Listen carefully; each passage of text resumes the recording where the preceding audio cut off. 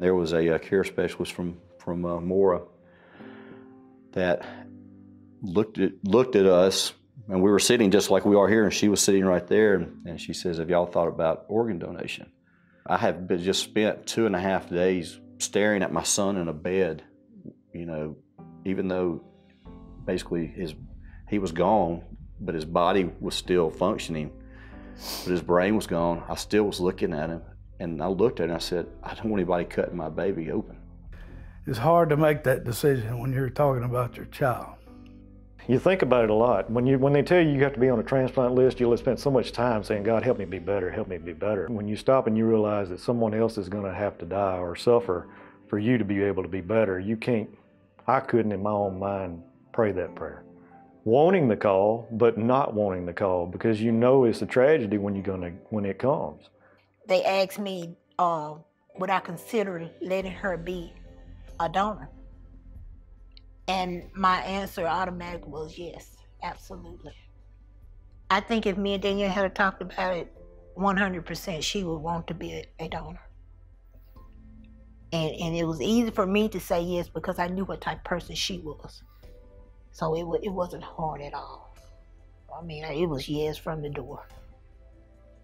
During that time, it was, we felt sad. We felt pain because we knew that what was going on at the time on the other end was that there was a family grieving and making a decision. And so that was being talked about in the room with our family. From our tragedy that came to our family as quick as a thief in the middle of the night, it brought hope and love. We love each other. She had always wanted to do that. We've had multiple conversations about like how whenever she passed, she would want to donate her organs. If given the opportunity, that's something that she always wanted to do. So it was always something that I knew about long before the accident. We had a person in our church that was in desperate need of a liver transplant. After church, we all went to our living room, and Matthew, at that time, we asked, well, what are our feelings? We had never discussed it as a family. And Matthew said, "Hey, when I die, you can take everything I've got. Whatever you need, I mean, I won't need it where I'm going." I say it and I mean it, like he is like truly my hero. He set an example for a lot of young people to do something that can make an impact on this world. If we do this, we're gonna have a part of her out, still out in the world. We're blessed that we were able to do something for somebody else in our time of tragedy.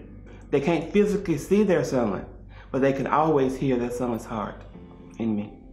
I went from dying to living. I know now that was the best decision we could have ever made. The fact that my son saved 5 lives, he did more in 17 years than I've done in 52 years, just by one decision.